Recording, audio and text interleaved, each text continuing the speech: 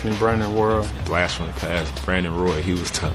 Complete player, can shoot threes, can drive to the basket, was strong, quick. Fortunately, he retired due to injury. The hardest player that I've had to guard would be Steve Nash. Steve Nash.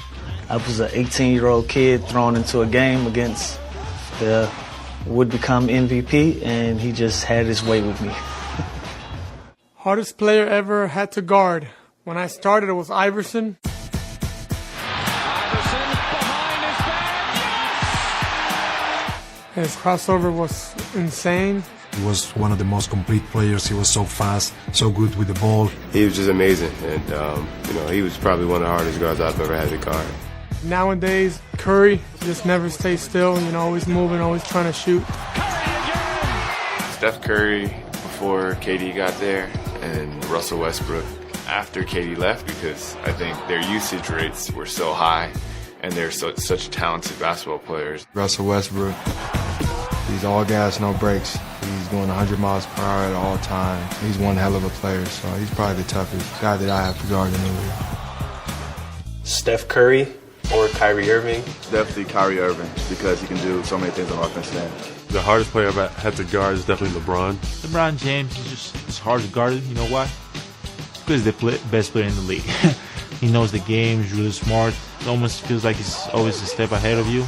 What he does on the floor is just not even in this world compared to guys in this league right now. The hardest person I ever had to guard, Dwayne Wade. Oh, Wade, what a play! I always say Kobe Bryant. Kobe Bryant. Kobe Bryant. Kobe Bryant. Long run out by Kobe Bryant. Behind. Oh! What did I just see? The way he knew what the defender was going to do, he knew how they would react to his various moves, and his ability not to care what shot he took. It was always tough to guard. Arguably the best player of at least my generation. He's so gifted and talented, and then he's an assassin. He looks to score every play. Hardest person I've had to guard was Shaq. Hardest player I have ever got without thinking is Shaq. Shaquille O'Neal. Shaquille O'Neal, because he's beast. He was so big and strong. In his prime, he was the hardest player to guard, period. He was the most dominant center in the world back then. Luckily, I didn't have to guard him very much. But the very few times that I did, it was painful. He had me about 200 pounds, and I had not a chance in life of stopping him. The hardest player I ever had to guard was probably Kevin Durant. Kevin Durant. Kevin Durant. I'd say Kevin Durant. Probably Kevin Durant. Definitely Kevin Durant. Just because of his length. Just because of his length. He has longer arms than me, and when I feel like I'm contesting his shot, I'm really not. La radio qui vous parle de NBA, c'est Radio Off Basket. Le basketball, c'est mieux à la radio. La radio qui vous parle de NBA, c'est Radio Off Basket. Le basketball, c'est mieux à la radio. And there is the man of the hour in probably the most anticipated debut of any first-year athlete in any sport. LeBron James will put it on the floor for the first time in a regular season game tonight. La radio qui vous parle de NBA, c'est Radio Off Basket. Le basketball, c'est mieux à la radio.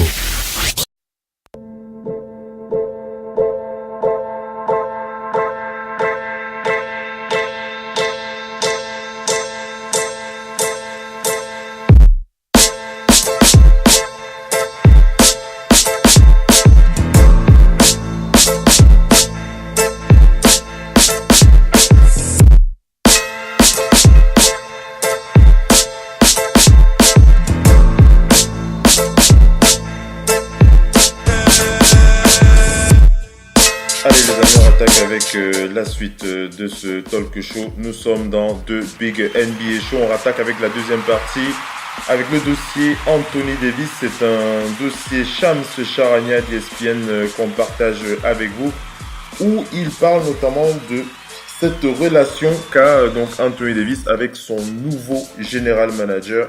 Il s'agit de David Griffin, donc c'est de Athletic qui a donc rapporté que dernièrement, Anthony Davis et son agent Rich Paul, on ne présente plus Rich Paul, qui est l'agent aussi de LeBron James, LeBron James et beaucoup d'autres joueurs d'ailleurs.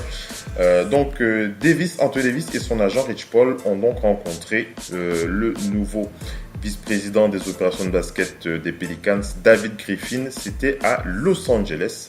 Une assemblée qui a permis à David Griffin de brosser le tableau de sa vision devant la star des Pelicans. Anthony Davis, on rappelle, avait demandé un échange aux Pelicans, c'était en janvier dernier. Comme il a été annoncé après que les Pelicans aient remporté le premier choix de la draft NBA, sa position n'avait pas changé depuis ce résultat positif, apparemment inattendu pour la franchise des Pelicans. Et alors que la séance de travail, d'après ce que les sources disent, aurait été respectueuse et productive, c'est la version officielle, il rappelle que la position de Anthony Davis concernant son désir de départ est très peu susceptible de changer. Alors que les équipes continuent d'appeler les Pelicans, David Griffin commence à écouter les autres équipes sur le départ de Anthony Davis. Les Pelicans avaient essayé de convaincre Anthony Davis de rester. Maintenant, ils sont certains que le joueur est disposé à partir.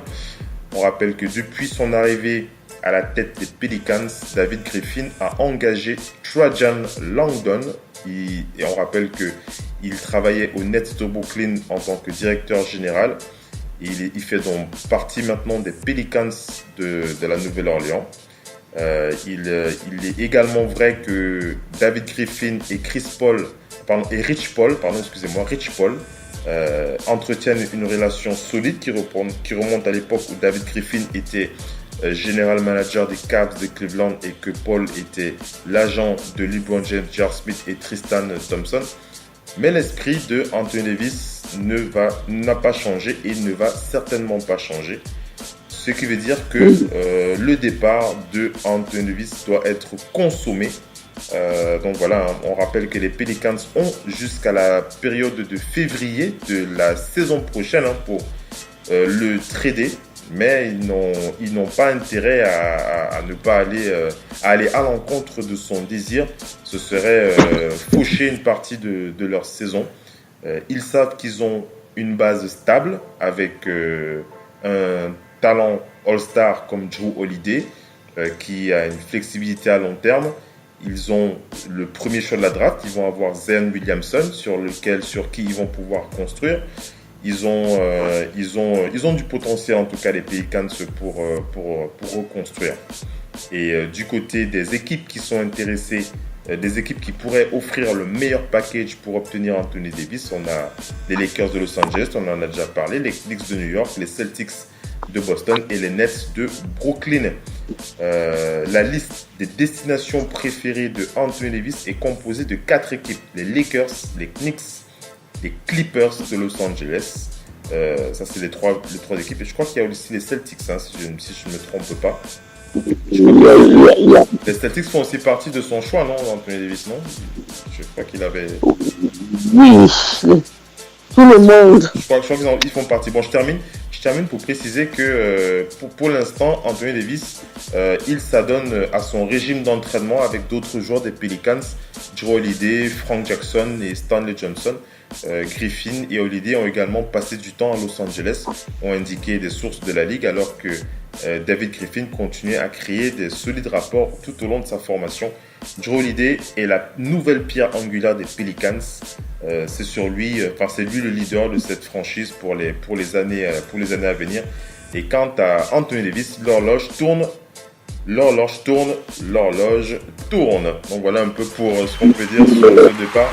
Qu'est-ce que tu veux dire, Missy, sur le dossier Anthony Davis? Tu veux dire essaie d'être un peu plus... Essaie de te rapprocher de ton micro pour qu'on t'entende beaucoup mieux. Parce que le son n'est pas bon. Là, on m'entend mieux, là. Vas-y. Juste une petite précision. Il se prépare aussi pour cette Coupe du Monde dont il aimerait bien jouer. Il aimerait bien jouer la Coupe du Monde en septembre. Donc, il faut qu'il reste prêt. Il est susceptible de faire partie des 12 joueurs surtout pour lui, il faut qu'il se montre aux yeux des autres franchises, mais c'est clair que la fin de la saison où il a été mis au banc n'a pas été une très bonne chose. Donc la relation entre lui et les Pélicans s'est énormément abîmée. Rappelons qu'au moment où l'affaire éclate, il est encore possible pour les Pélicans de se qualifier, mais ils choisissent l'option en se disant on va l'écarter, on ne le fait pas beaucoup jouer. Donc ça reste à mon avis un petit peu en travers de la gorge. Vous ne pouvez pas l'avoir écarté et lui demander de rester chez vous. C'est juste pas possible. Voilà. Ouais. Le départ d'Anthony Davis qui est attendu, le tic-tac est lancé. Le tic-tac est lancé et on est hâte de voir où est-ce qu'il va atterrir. On enchaîne avec une autre info de Shams Charania. Ça concerne les Hawks d'Atlanta et leur joueur Dwayne Dedmon. Les Hawks d'Atlanta qui pourraient offrir un contrat à court ou moyen terme qui pourrait tourner autour de 14 millions de dollars comme le contrat qu'il avait signé en 2017. On va du côté des Celtics de Boston.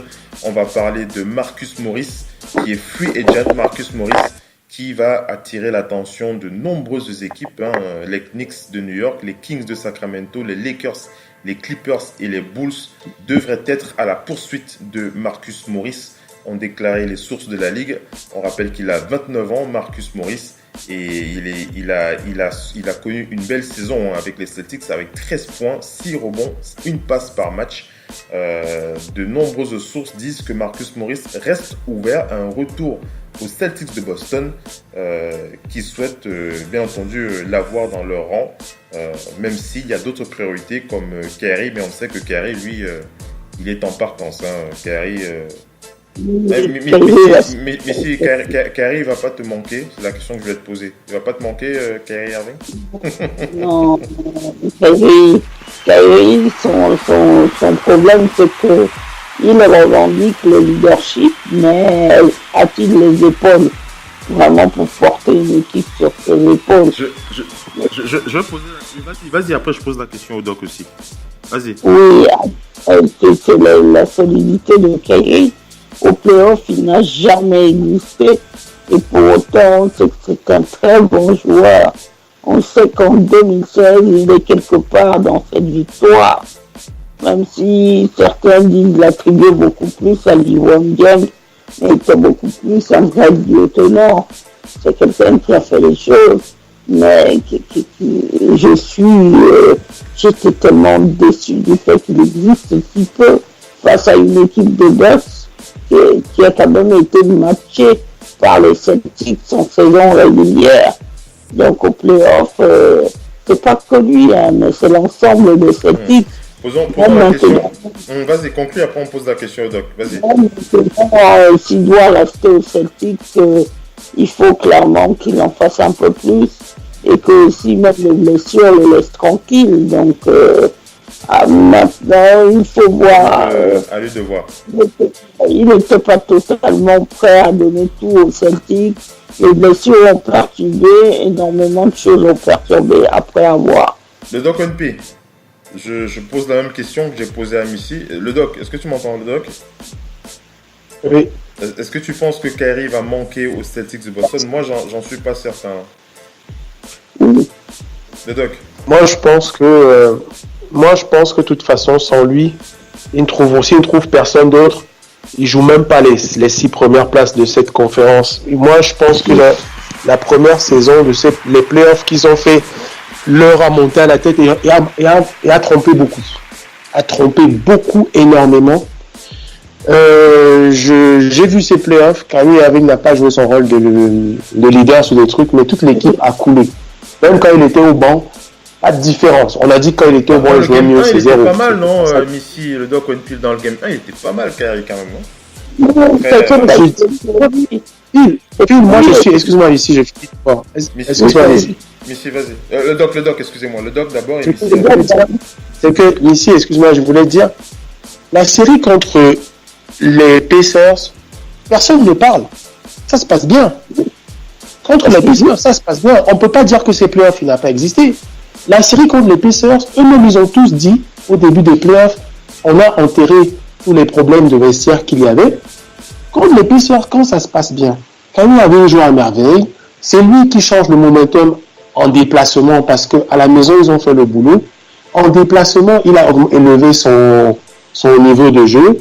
Il a mis ses 20 points très rapidement chaque fois. Parfois, il est monté à 26 et il s'est assis.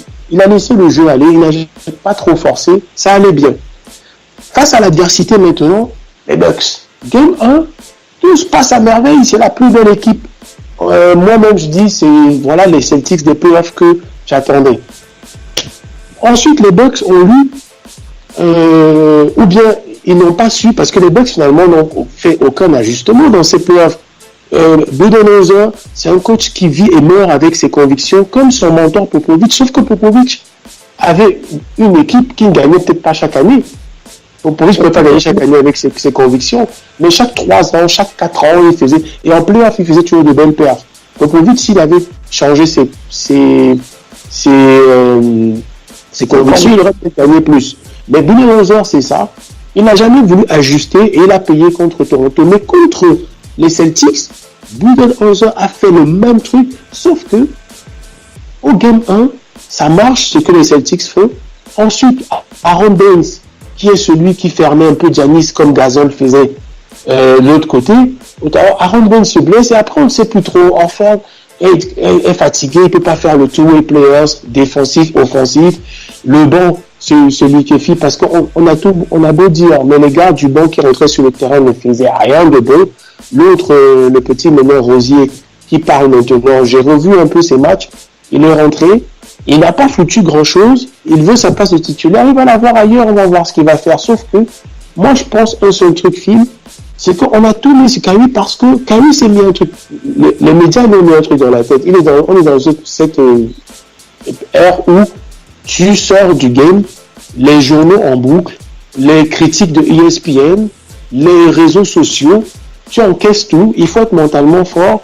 On peut nous dire qu'il n'est pas mentalement fort par rapport à ce rôle qu'on lui a donné, mais on ne peut pas me dire que c'est à cause de lui que cette équipe a coulé. Il doit assumer parce que moi, c'est là où on voit un vrai leader, c'est que quand ça marche, on va dire Kyrie Irving, c'est lui. Quand ça rate, il faut assumer, c'est comme ça que LeBron a vécu. Quand ça marche, malheureusement, même quand c'est grâce aux coéquipiers de LeBron James, on a tout mis sur LeBron James.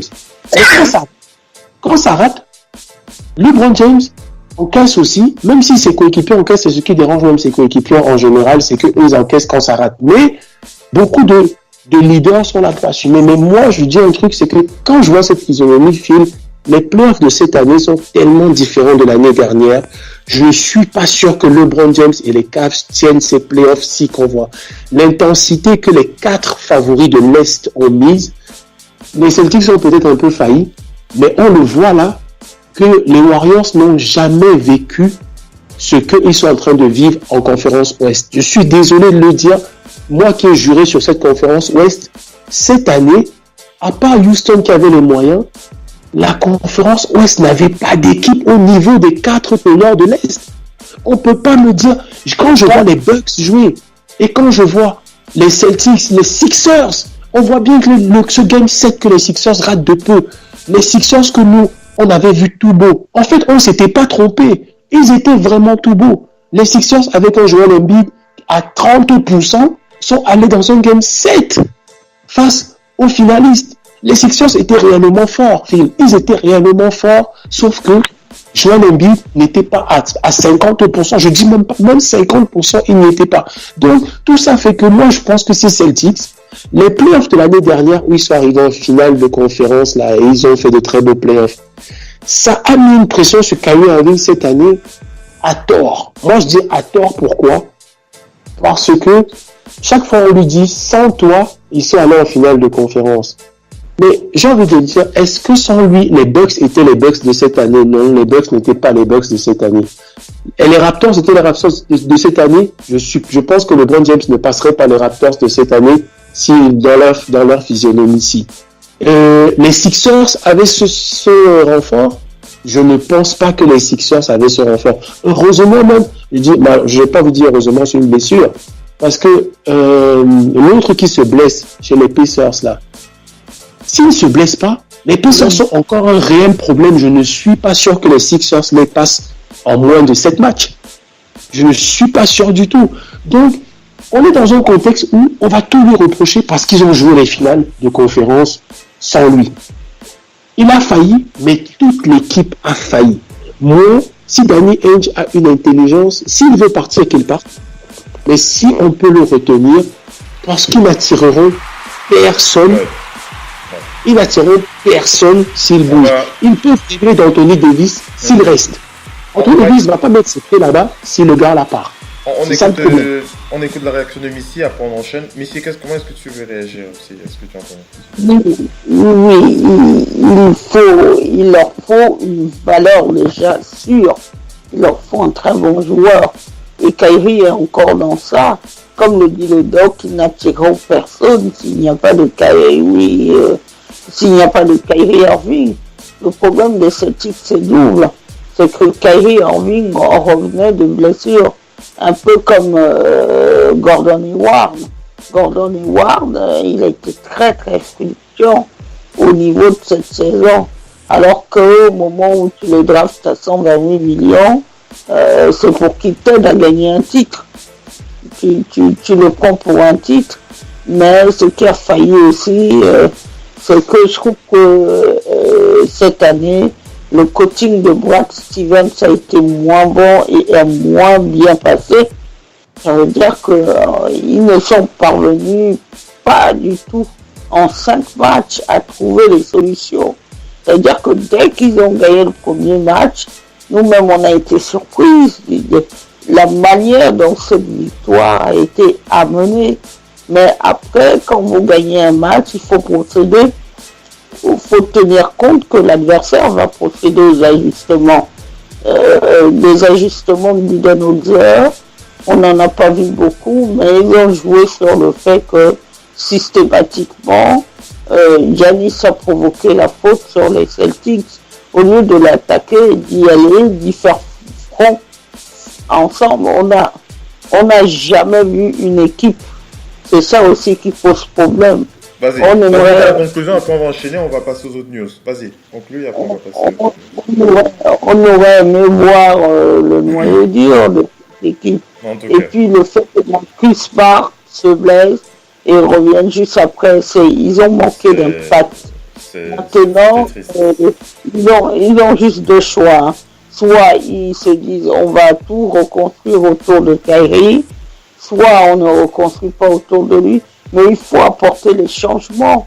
Il faut les changements. Ils ont les tours de draft. En tout cas, on va voir comment ça va évoluer par la suite. Alors, enchaînons ici. On a encore quelques news avant de clôturer l'émission. On va aller du côté des Nets de Brooklyn. On va parler de l'analyse du dossier d'Angelo Russell. Plusieurs équipes, à savoir le Jazz d'Utah, le Magic d'Orlando, les Minnesota Timberwolves et les Pacers d'Indiana ont manifesté leur intérêt pour d'Angelo Russell, mais il n'est pas certain que les Nets le laisseront partir, surtout après la magnifique saison qu'il a réalisée avec cette franchise.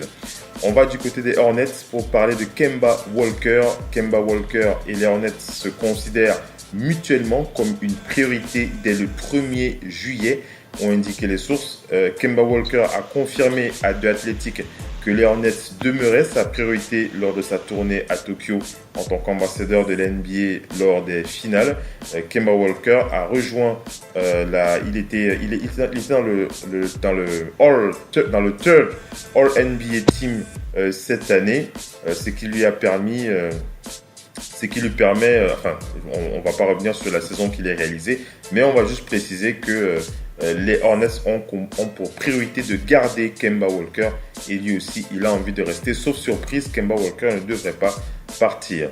On va du côté des Cavs pour parler de l'intérêt qu'ont les Cavs de Cleveland de trouver une entente pour se débarrasser de J.R. Smith. Le Heat de Miami a indiqué son intérêt pour J.R. Smith. Pourquoi pas trouver un accord avec cette franchise du Heat de Miami. C'est drôle, hein, lorsque j'entends ça, je vois J.R. Smith aller au Heat de Miami. avec un LeBron James absent, ça fait bizarre. Ça fait bizarre en tout cas pour moi, ça fait bizarre. On va voir.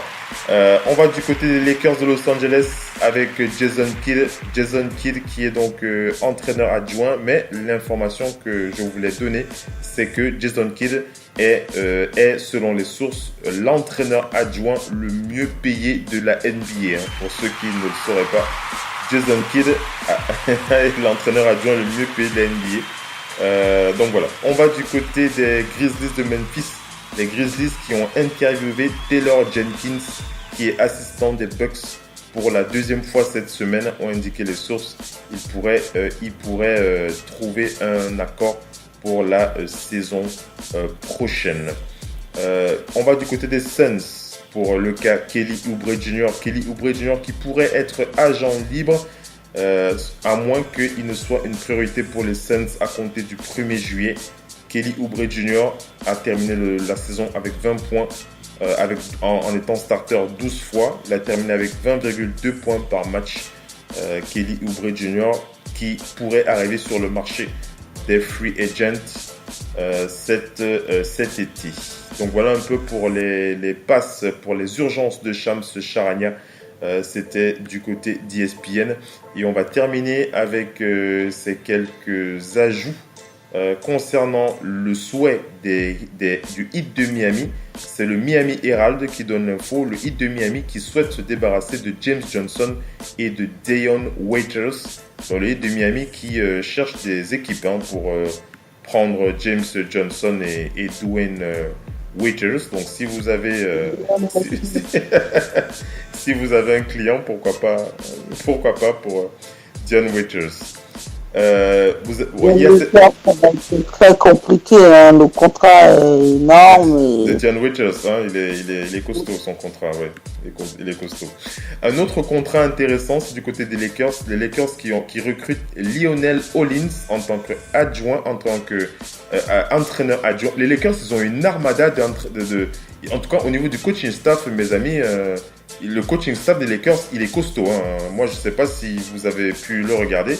Frank Vogel, head coach, Jason Kidd, Lionel Hollins. Si vous vous rappelez de lui, il était, je crois que pour ceux qui ne le savent pas, Lionel Hollins est le coach qui a eu le plus grand nombre de victoires avec les Grizzlies de Memphis dans l'histoire de cette franchise. Lionel Hollins, il a aussi été coach des Nets de Brooklyn. Donc voilà, c'est pas n'importe qui Lionel Hollins. Les Lakers qui ont vraiment, en tout cas au niveau du coaching staff, ils ont recruté du lourd. Jason Kidd, Frank Vogel, Lionel Hollins, c'est du lourd, en tout cas à ce niveau. Voilà. Il faut ramener les joueurs. Voilà, il faut ramener les joueurs maintenant, parce que c'est pas les coachs qui vont aller sur le terrain. Il faut ramener les joueurs d'ici, comme tu dis. Voilà. On va aller du côté... Alors, on a déjà parlé de... On va aller du côté des Suns. Les Suns de Phoenix, c'est Mark Stein qui donne cette info. Les Suns ont proposé une offre à l'assistant coach du Thunder. Il s'appelle Darko Rajakovic, qui pourrait rejoindre les Suns de Phoenix. Il pourrait être l'adjoint de Monty Williams. Williams qui a également poursuivi que Willie Green, qui travaille au Golden State Warriors, pourrait aussi le rejoindre. Donc là, c'est la valse des assistants coach et c'est assez important à préciser parce que ce sont ces assistants coach qui parfois sont capables de démêler des situations compliquées. On va dire ça comme ça avec ces franchises. Qu'est-ce que tu veux dire, Messi? Tu veux dire quoi? Non, je disais que les Suns, l'expérience avec leur coach européen n'a pas très bien marché. Il leur faut maintenant quelqu'un d'autre, quoi. Il leur faut quelqu'un d'autre, ouais. On va du côté des Sixers de Philadelphie. Ça, c'est une info intéressante du côté des Sixers, mesdames et messieurs. C'est Serena Winters qui donne l'info. Les Sixers se sont séparés de leur front office, des membres du front office médical. Il s'agit du docteur Daniel Medina et du docteur David Martin, qui est directeur de la performance et de la recherche et du développement aux Sixers de Philadelphie, et le docteur Daniel Medina, qui est actuel vice-président de Athlete and Care. Donc ces deux personnes qui sont au front office des Sixers, en tout cas pour la partie médicale, vont quitter. En tout cas, leur contrat n'a pas été renouvelé et les Sixers vont chercher d'autres clients, enfin d'autres partenaires pour ces postes au niveau médical. Le process va changer au Sixers de Philadelphie. La gestion du camp libre n'est pas très bonne. Ouais. C'est un peu normal que les fusibles aient sauté parce que la manière dont Joel Embiid était, je le dis, dans ces playoffs, n'était pas bonne du tout. C'est quand on voit Kawhi Leonard aujourd'hui, il a des douleurs, mais justement, il explique à juste titre Kawhi. C'est l'une des raisons pour lesquelles il a quitté le sport. Ouais. Vous devez médicalement avoir confiance au staff médical. Parce que si vous n'avez pas confiance en eux, rien ne se passera. Et l'épisode de Joel Embiid, sa blessure a été très mal gérée pendant les playoffs, la communication et tout ce qui s'ensuit. Sachant qu'il était fragile, quelles sont les actions qui ont été mises en place en amont. Et c'est problématique parce que c'est d'autant plus problématique que Joel Embiid, il ne faut pas que l'année prochaine, au moment des playoffs, on ait à reparler de ces blessures à répétition qui l'handicapent réellement pour qu'on dise que c'est l'un des tout meilleurs joueurs de cette ligue. Voilà. Pour terminer avec les Sixers de Philadelphie, on attaquera très prochainement un dossier très important pour les Sixers. C'est la resignature de Ben Simmons, la prolongation, l'extension de contrat pour Ben Simmons. Ça, c'est très très important pour les Sixers de Philadelphie pour la suite de l'aventure de cette franchise. Je pense qu'on peut déjà dire qu'ils feront tout pour le garder. Ben Simmons n'a que 23 ans et c'est un joueur qui n'a même pas encore atteint tout son potentiel. Donc on reviendra sur les éléments de la renégociation de cette extension, de la négociation de cette extension pour Ben Simmons. Est-ce qu'il touchera le max? Est-ce qu'il mérite le maximum? Ça, c'est la question qu'on posera sur le parquet de la radio. Allez, on va remercier Missy et le Doc ONP. On va donner rendez-vous pour la prochaine grosse émission. Ce sera jeudi pour NBA No Limit, même si on sera présent demain. Missy, merci d'avoir été connecté avec nous. On va se dire à jeudi pour NBA No Limit. Merci. Oui, à jeudi. Je voulais dire bon courage. Bon courage à toutes les équipes qui ont participé à la Coupe du Monde de football féminine qui se tient dans notre pays en France. Voilà. Et donc, bon courage aux Lions. Donc, NP. Oui, très bonne soirée à tout le monde. À jeudi. Ouais, voilà. Voilà, c'est sur ces mots qu'on va donc se séparer avec le Doc NP depuis Angers, avec Missy depuis Paris. Je vous donne rendez-vous moi dès demain sur le parquet de la Radio Off avec FM NBA. Restez connectés à l'actualité de Radio Off Basket puisque des émissions continuent à être diffusées tout au long de la journée, tout au long de la nuit sur le parquet de la Radio Off, sur l'application Radio Off Basket disponible gratuitement sur Google Play. À la prochaine les amis. Ciao ciao. Ciao Missy, ciao le Doc, ciao les gars. Bye bye.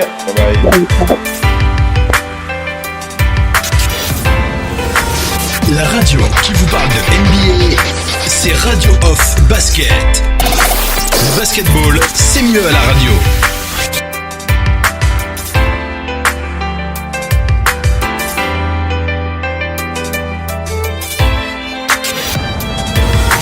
La radio qui vous parle de NBA, c'est Radio Off Basket. Le basketball, c'est mieux à la radio.